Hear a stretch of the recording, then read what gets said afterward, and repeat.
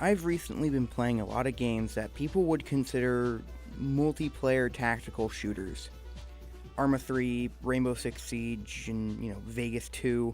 Oh yeah, and I Divine Cybermancy.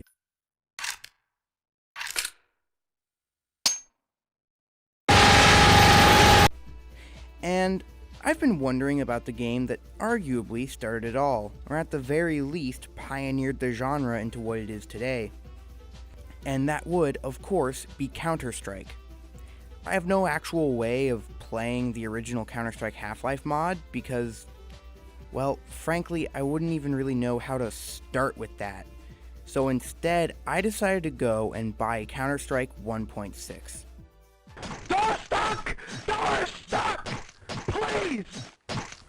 I beg you! We're dead! You're a genuine dick sucker! I didn't really know what to expect. What I initially thought this was going to be was what the game was marketed as, incredibly realistic, slow, and methodical. What I got instead was a Space Station 13 style romp through servers that each played like entirely different games. Turns out when you give a game entirely to its community, like with CS 1.6, people tend to go buck wild with the modding. One server could be a rather vanilla 1.6 experience, usually on Dust 2 or maybe Inferno or Office if you're really lucky. Other times you could just join a random server and find yourself in a deathmatch capture the flag game on Nuke, and there's a dude hitting like 40 kills by just staying in a corner holding a tight ass fucking angle that you have to pass through in order to actually gain ground, who is what we in the business call a total C-word. Cool. The C-word is cool. The skill gap between players is so wild that sometimes you could join a server and not even last 4 seconds before a god-tier opper who's been playing this game for 19 years takes your head off from across the map, and other times you can just drop shot with a Desert Eagle and shitter shatter kids like they just figured out what a fucking W key was. I mean, seriously, look at this. I'm not even good at the game, and I'm going like fucking 40-10.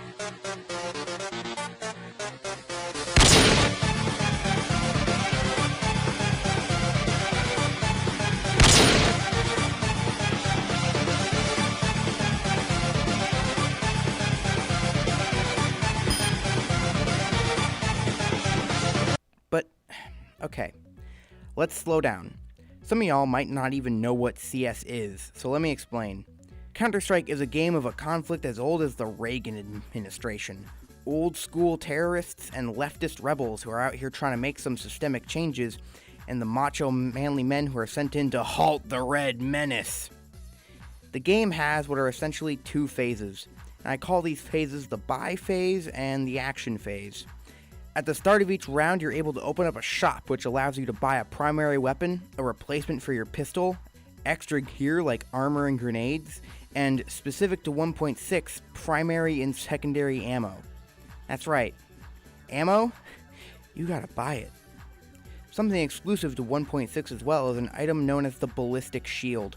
I've never used it because even the most vanilla servers I've been able to find have found a way to make it nigh impossible to get, either by literally making it unpurchasable or by ramping up the price to impossible sums.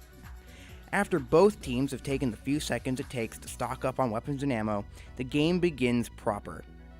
One terrorist is carrying a bomb, and the others are there to protect him. The bomb carrier takes the bomb to a bomb site, plants it, and after about 45 seconds, the bomb detonates and the terrorists win. The counter-terrorists are trying to stop the terrorists from planting the bomb by either killing all of them or defusing the bomb once planted. Essentially, it's the same kind of concept between the attacking and defending teams in Rainbow Six Siege. Just like the games that this one spawned, it has a wide variety of firearms based on reality. However, due to licensing issues, back in the 1.6 days, each of the gun had a fake JoJo English translation style name. It's not the AWP, it's the Magnum Sniper Rifle. It's not the AK-47, it's the CV-47. Instead of the Desert Eagle, it's the Nighthawk, so on and so forth. Of course, this means that there's some element of Chinese knockoffery. Just like how China has knockoff Sonic, knockoff Harry Potter, knockoff human rights, the usual. Interestingly, I found myself possessing 2 extremes of skill. I'm either a cold, calculated Terminator-esque killing machine who deals death with ruthless efficiency, and other times I feel like I'm creating a new form of pacifism that requires the expenditure of all available ammunition into the nearest wall. Overall, I'm having a good time, but there's a lot of imbalance to the game. The Magnum sniper rifle is kind of bullshit and so easy to use that a pyromane could use it properly. But other than that, it's a fun and overall exciting game. I can see why it currently has more players on average than some FPS games released even today, and certainly has more staying power than most FPS games released around the same time.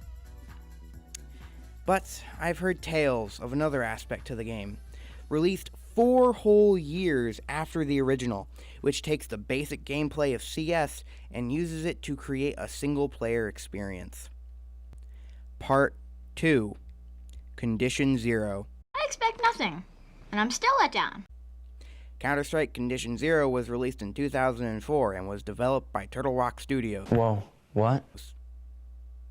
Yeah, this was the first game they ever worked on back when they were working out of Michael Booth's garage. They're the same people behind the Evolve series, so yeah, I guess even back then their specialty was always asymmetric PvE first-person shooters. Weirdly specific. Before they even worked on Condition Zero, they were trying to make a mod for CS 1.6 called Terror Strike, which would have been a PvE scenario where multiplayer AI bots would be restricted to only using knives in order to simulate them being a zombie. This idea would later grow as they watched 28 Days Later, and eventually they decided to move Terror Strike away from being a mod and being its own fully fledged game wholly separate from Counter-Strike. Eventually, they pitched the idea to Valve, got funding, and got it made. The game ended up being a little-known title called Left 4 Dead. But while Terror Strike was hitting the big time, the team was working on Condition Zero. So, how does their first attempt at a PvE cooperative shooter hold up? Well, to put it simply, it doesn't. Condition Zero's main claim to fame is its single-player Tour of Duty mode.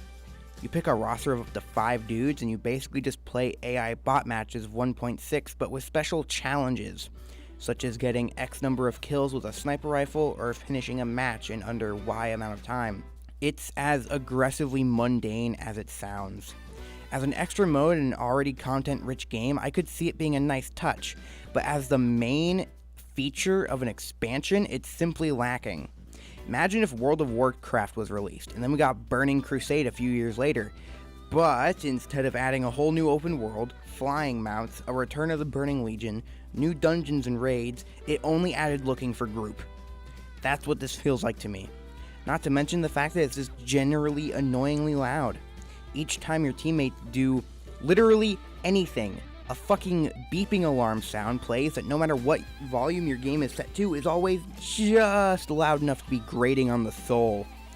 Don't worry though, Turtle Rock Studios went on to do some amazing things, and in all honesty, this isn't too bad for a first project. I wouldn't want people making fun of my old YouTube videos from when I was like 9 years old because I feel like it was so long ago that it's no longer relevant to my current production. I get the feeling Turtle Rock shares a similar sentiment with this game because the only products listed on their official website are Left 4 Dead and Evolve. Although the studio would go on to make something pretty big, maybe I'll end up covering it someday. Part 3. Conclusion. This retrospective was really fun to make. I got to go back and play the game that arguably laid the foundation and pioneered the way for the modern tactical shooter genre. Games I love today, like Rainbow Six Siege, Counter-Strike Global Offensive, and Left 4 Dead can, in some cases, more literally than others, trace their lineage back to this one game. Just like how 1.6 can trace its lineage back to Half-Life 1, and Half-Life 1 to Quake, and so on, and so on, and so on, and so on. If you like this video, I don't know, do whatever you want to do. Leave a comment saying what game you want me to do next. I'll make a list of the best ones.